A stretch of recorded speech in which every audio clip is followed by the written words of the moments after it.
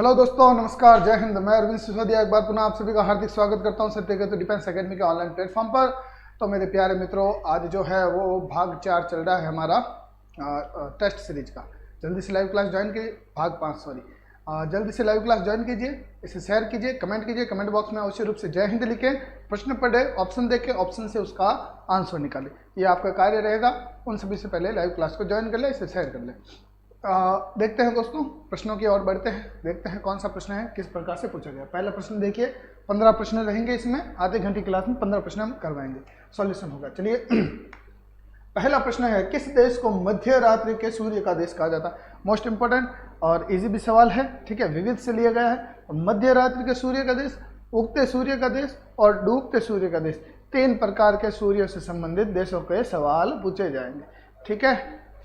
तो उगते सूर्य का जापान हो गया, मध्य रात्रि का आपके ये हो गया, इसमें से ऑप्शन दे दीजिए, और आपके डूबते सूर्य का ब्रिटेन हो गया। चलिए आ जाइए। तो सौरभ नेगी जुड़ चुके हैं हमारे साथ, जय हिंद। पहले प्रश्न का बी आंसर दिया, नॉर्वे, बिल्कुल करेक्ट आंसर है।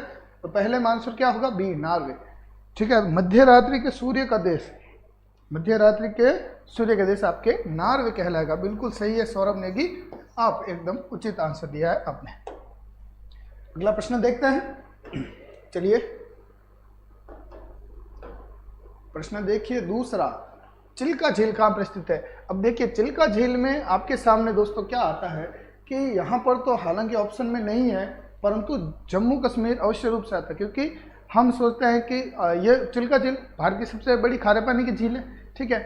और हम सोचते हैं कि जो बड़ी बड़ी झीलें हैं वो सारी कहाँ पर हैं, आपके जम्मू कश्मीर में। तो जम्मू कश्मीर ऑप्शन आएगा, पर कंफ्यूजन नहीं होना है आपको, इसमें से आंसर देना है। चिल्का झील पूछी है, जल्दी से कमेंट कर दीजिए।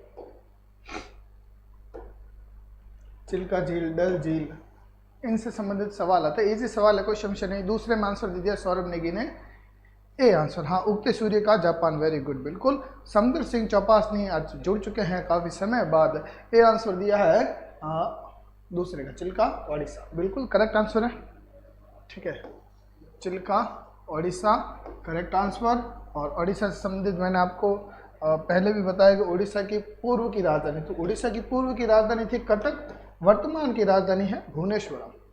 अगला सवाल देखिए तीसरा, बिहू किस राज्य का परंपरागत नृत्य है। मोस्ट इंपॉर्टेंट सवाल है, कला एवं संस्कृति से संबंधित, भारतीय संस्कृति से संबंधित सवाल है, तो उचित रूप से प्रश्न बनेगा, 100% बनेगा। बिहू का तो बनता ही है। चलिए, तो बिहू किस राज्य का परंपरागत नृत्य है। बिहार, असम, पंजाब या इनमें से कोई नहीं। तो एक चीज़ तो आसान सी है कि चौथा ऑप्शन आपको इनमें से कोई नहीं मिल रहा, तो 3 आंसरों में से ही आपको निकालना आंसर, तो कंपटीशन इजी हो जाता है थोड़ा। चलिए, अनिल बिडिया सर भी हमारे साथ जुड़ चुके हैं। तीसरे में बी आंसर दिया है अनिल और सौरभ नेगी ने। आगे देखते हैं समुद्र सिंह जी का क्या आंसर आता है।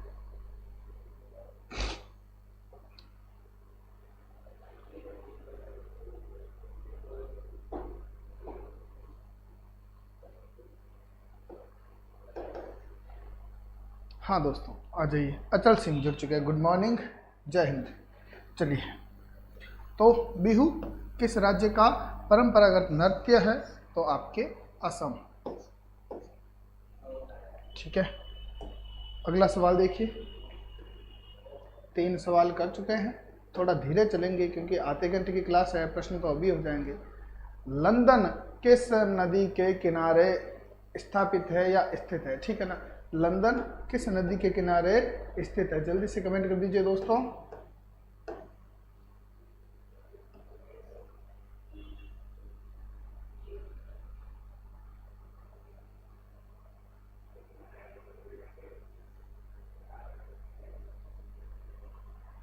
ABCD 4 ऑप्शन है, जल्दी कमेंट कीजिएगा।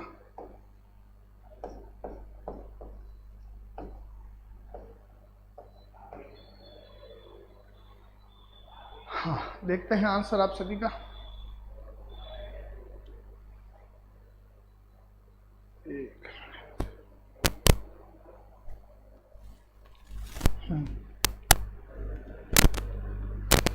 तो प्रश्न 4 आंसर आ रहा है डी, ठीक है, थैम्स। समदर सिंह, अनिल बिडियासर, अचल सिंह और सौरभ नेगी। हाँ, तो इसमें भी आप टेम्स दे रहे हो, टेम्स कहीं नहीं होगा, आपको क्या मिलेगा, थेम्स मिलेगा दोस्तों, है ना। तो थोड़ा सा इसका ध्यान रखना, इसीलिए ये ऑप्शन दिया गया था। देखो जेम्स का तो कोई सवाल ही नहीं उठता, ठीक है। टेम्स नहीं होता, उस नदी का नाम क्या है, थेम्स है। लंदन थेम्स नदी के किनारे, किस नदी के किनारे, थेम्स। ऑप्शन नंबर डी हमारा करेक्ट होगा, थोड़ा सा याद रखिएगा। चलिए, ये भी आपका करेक्ट हो गया प्रश्न। फिलहाल 4 तक सभी के आंसर करेक्ट है। अगला सवाल देखिए, 5वां, नक्शे का प्रयोग क्या खोजने में किया जाता है। तो नक्शे का प्रयोग किसके लिए किया जाता है, देखो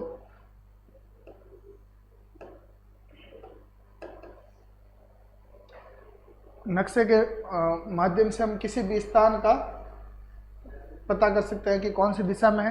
तो पहला, दूरी बिल्कुल हम ज्ञात कर सकते हैं, ठीक है। दूरी हम नक्शे के माध्यम से ज्ञात कर सकते हैं देशांतरों और अक्षांशों के माध्यम से, ठीक है।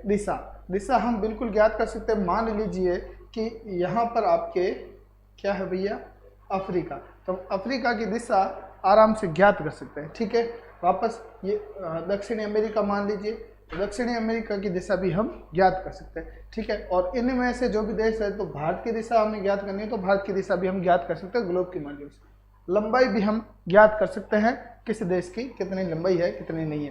तो 3 ऑप्शन हमारे करेक्ट हो गए, तो चौथा बिल्कुल आपका करेक्ट हो जाएगा, यानी कि उपरोक्त सभी। ऑप्शन नंबर हमारा डी करेक्ट होगा, ठीक है। तो नक्शे के माध्यम से ये हम 3 चीज़ें ज्ञात कर सकते हैं उचित रूप से। समय भी ज्ञात करते हैं, परंतु समय आपके मानक समय रेखा द्वारा ज्ञात किया जाता है, वो तो देशों के अंदर होता है, ठीक है। तो 5वें में आंसर होगा आपका डी। छठा प्रश्न देखिए, भारत में गोवा को पुर्तगालियों से कब आज़ाद करवाया गया। तो भारत में जो गोवा है, गोवा को पुर्तगालियों से कब आज़ाद किया गया, ये तो आप डेट याद ही कर लीजिए, क्योंकि ये सवाल काफ़ी पूछा जाता है। अब देखते हैं आप सभी के ऑप्शन।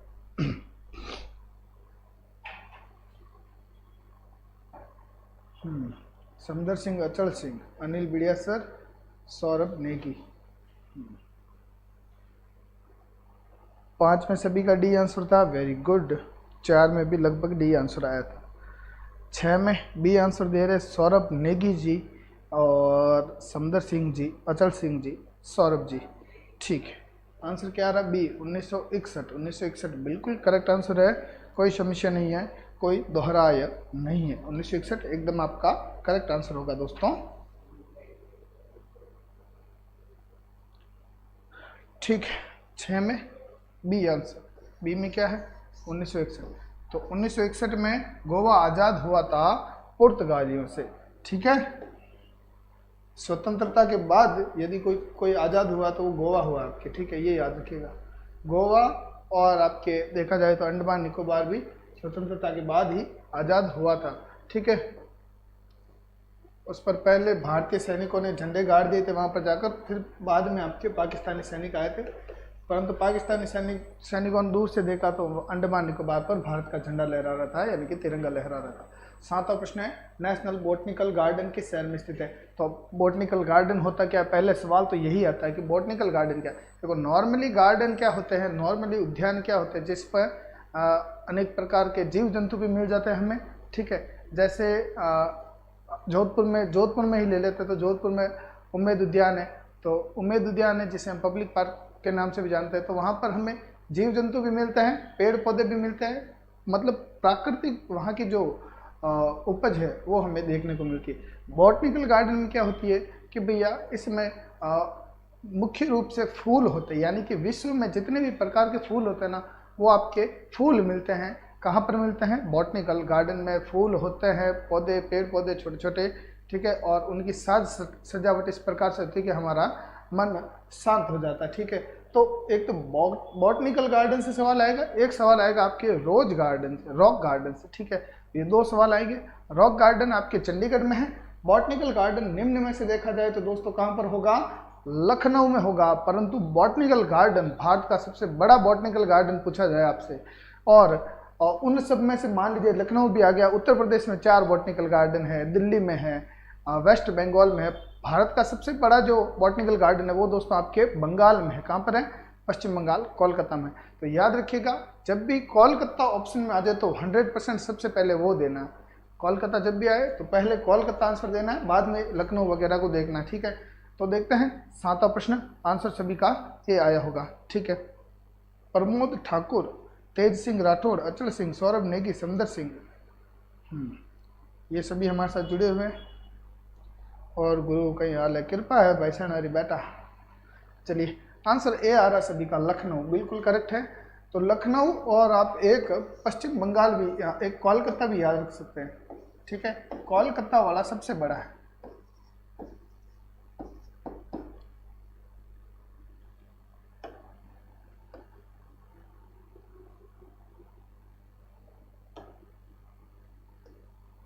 ठीक है, ये आपका आंसर करेक्ट हो जाएगा। चलिए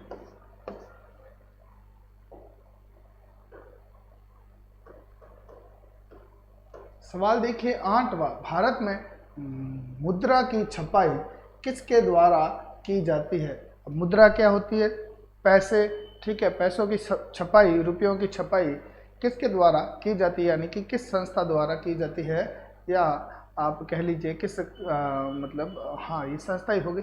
किसके द्वारा की जाती है? सरकारी, गवर्नमेंट किसके द्वारा की जाती है, ठीक है। सेबी, फिक्की, आरबीआई या इनमें से कोई नहीं। 4 सवाल है, 4 ऑप्शन है, 4 में से जल्दी से कमेंट कर दीजिए, ठीक है। लाधु जी ने लखनऊ आंसर दिया था, ठीक है। सौरभ नेगी ने 8 में दिया है सी आंसर। 8 में क्या दिया है भैया? C answer. सी में है आरबीआई, ठीक है, ये भी सही है। तो आरबीआई द्वारा क्या किया जाता भैया? नोटों की छपाई का कार्य दिया जाता है, ठीक है। तो फिर वो नोट छपकर किसके अंडर में आते हैं? तो आरबीआई के अंडर में आते हैं, यानी कि रिजर्व बैंक ऑफ इंडिया, ठीक है। कभी कभी इससे संबंधित इसकी फुल फॉर्म भी पूछ लेते हैं, तो आप वो भी याद रख सकते हैं, रिजर्व बैंक ऑफ इंडिया। ये आपका करेक्ट आंसर होगा, कोई समस्या नहीं। ये लीजिए, हो गया करेक्ट। देखते हैं कमेंट किसने क्या क्या किया। आरबीआई के द्वारा लाधु गजाई, समदर सिंह, चौपासनी, अचल सिंह, एमएस चौधरी चौहटन काफ़ी देर बाद आए हैं, तेज सिंह राठौड़, प्रमोद ठाकुर। ओके दोस्तों, अगला सवाल निकाल दें। चलिए अगला सवाल निकालते हैं आपके लिए। इजी सवाल है, इतना हार्ड नहीं है जितना आप जानते हो। अगला सवाल है 9वां, डैश डैश डैश ने सती प्रथा के उन्मूलन में योगदान दिया। तो निम्न में से किसने सती प्रथा के उन्मूलन के लिए योगदान दिया था? ये प्रश्न है, बहुत ही अच्छा सवाल है, इजी सवाल है, आराम से सभी इसका आंसर कमेंट कर सकते हैं, ठीक है। तो सबसे पहला नाम तो दिया हुआ विश्व गुरु का। भारत के द्वारा जो विश्व गुरु बने थे वो बने थे आपके विवेकानंद, ठीक है।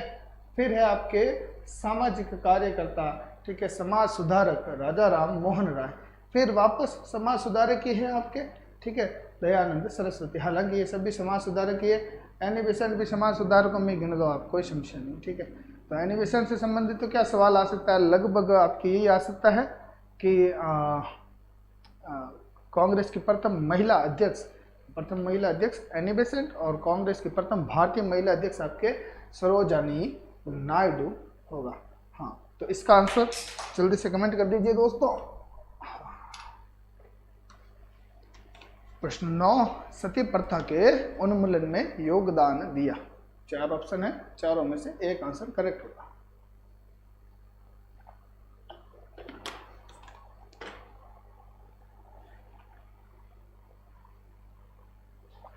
बी आंसर सभी का। तेज सिंह राठौड़, अनुज कुमार, लाधु गजाई, प्रमोद, अचल सिंह,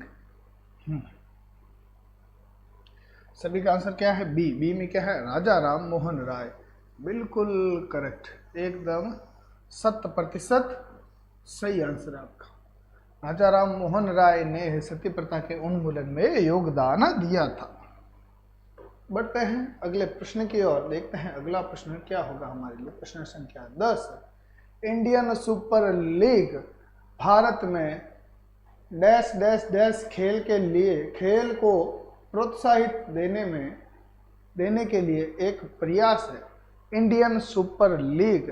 अब जल्दी से कमेंट कर दीजिए। अब इसके बारे में जानकारी देंगे थोड़ी सी, परंतु बाद में देंगे, पहले नहीं देंगे। पहले यदि इसका बता देंगे तो आपको आंसर आ जाएगा। चलिए,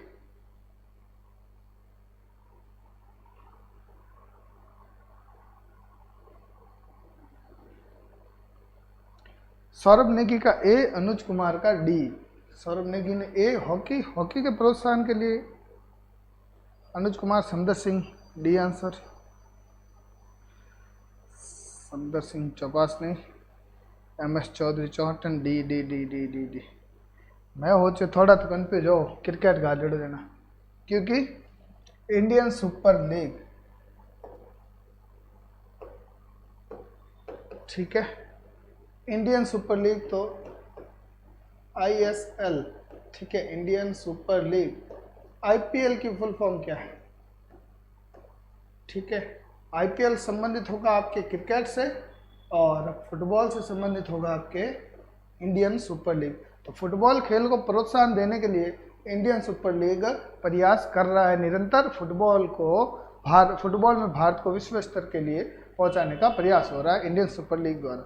ठीक है, तो याद रखिएगा ऑप्शन हमारा कौन सा करेक्ट हो जाएगा? डी आंसर करेक्ट हो जाएगा, बिल्कुल सही है, फुटबॉल।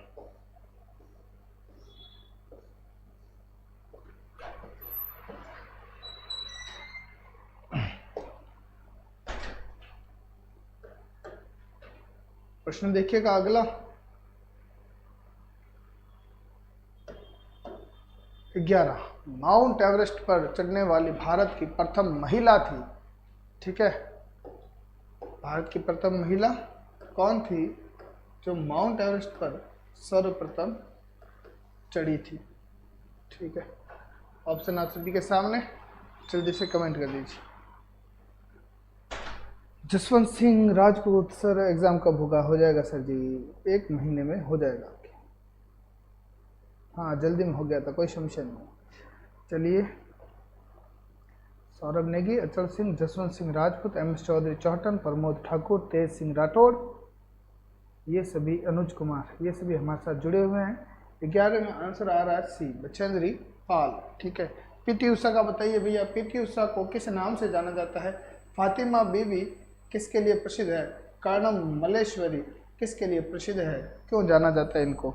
ठीक है, ये भी कमेंट कीजिएगा आप। और Indian Premier League, MS Chaudhary Chauhatan ने आंसर दिया, बिल्कुल करेक्ट आंसर दिया था। IPL का जो फुल फॉर्म में IPL की वो क्या है? Indian Premier league. ओके, इसमें सभी का सी आंसर आ रहा है, बछेंद्री पाल, ये तो आपके बिल्कुल करेक्ट हो गया। उड़न परी बिल्कुल हो गया। कौन हो गई भैया? PT उषा। फातिमा बीबी का बता दीजिए, फातिमा बीबी भारत की किस प्रकार की प्रथम महिला थी, ये आपको बताना है। प्रथम महिला किस क्षेत्र में थी, ये बताना आपको है ना। ठीक है,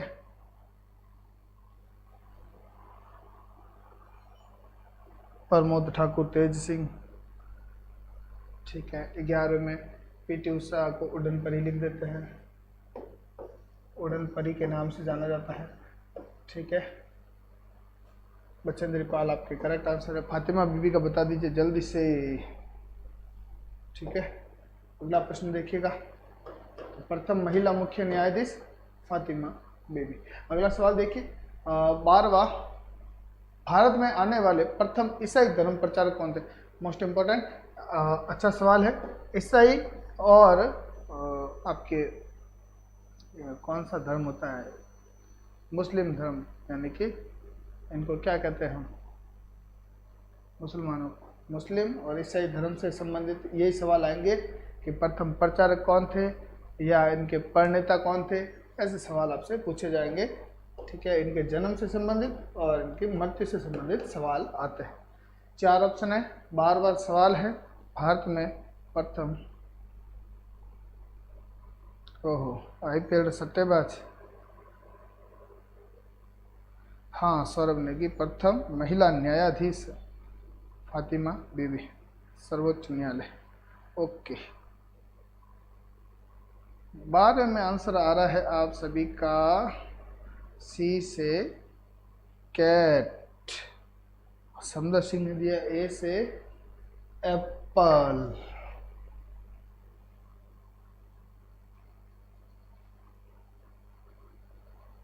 ड्रीम 11 मत है। हाँ, सट्टा मारो थे, सट्टा लगाओ। हाँ बड़ा गजब भुदरी आओ, वेरी गुड। तो आंसर ए और सी में लगभग कन्फ्यूजन चल रहा है आप सभी के। तेज सिंह ने सी दिया था, MS चौधरी चौहटन ने सी, सौरभ नेगी का सी, समदर सिंह का ए, तेज सिंह राठौड़, MS चौधरी चौहटन, वापस ए आंसर आया है। अच्छा हाँ दिया, ए नहीं आया। प्रमोद ठाकुर बी, अचल सिंह सी। तो ये सवाल बिल्कुल आपको कंफ्यूज कर रहा है, परंतु आपको बता दूं मैं कि भारत में आने वाले प्रथम ईसाई धर्म के प्रचारक थे आपके सेंट थॉमस। कौन थे? Saint Thomas. इजी नाम है, याद कर सकते हो।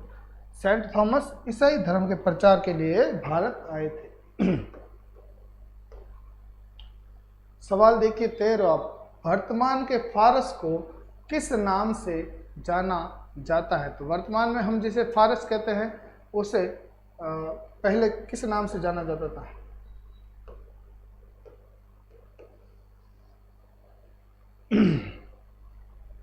कमेंट कीजिए। Israel, Iran, Iraq, Kuwait.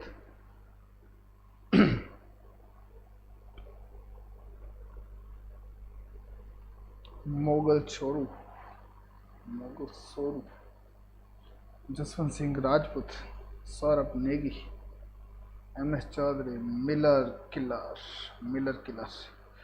ठीक है, बी आंसर आ रहा है ईरान। वर्तमान के फारस को किस नाम से जाना जाता है?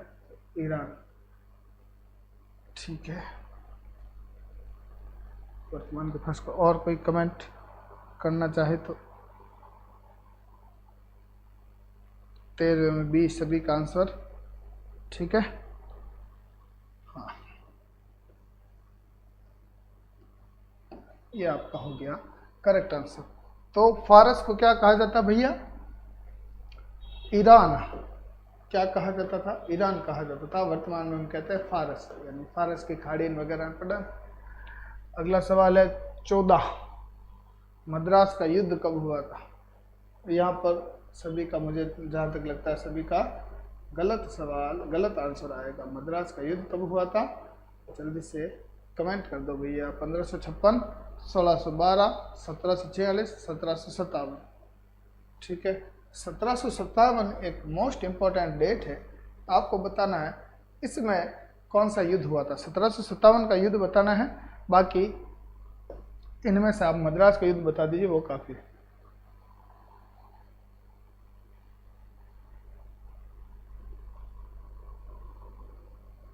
Mesopotamia, Iraq. ठीक है, बिल्कुल। मेसोपोटामिया का अर्थ दो नदियों के बीच की भूमि। ठीक है,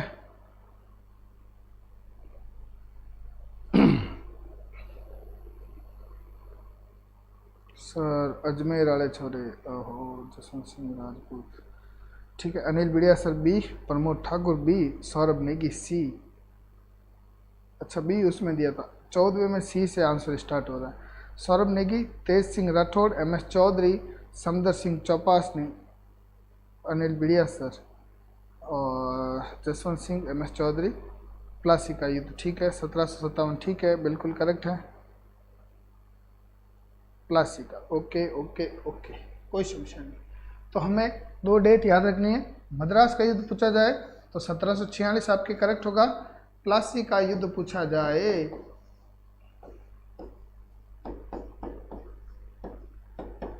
तो आपके 1757, और इसके 100 साल बाद 1857 को भारत की प्रथम स्वतंत्रता क्रांति स्टार्ट हुई थी। ठीक है,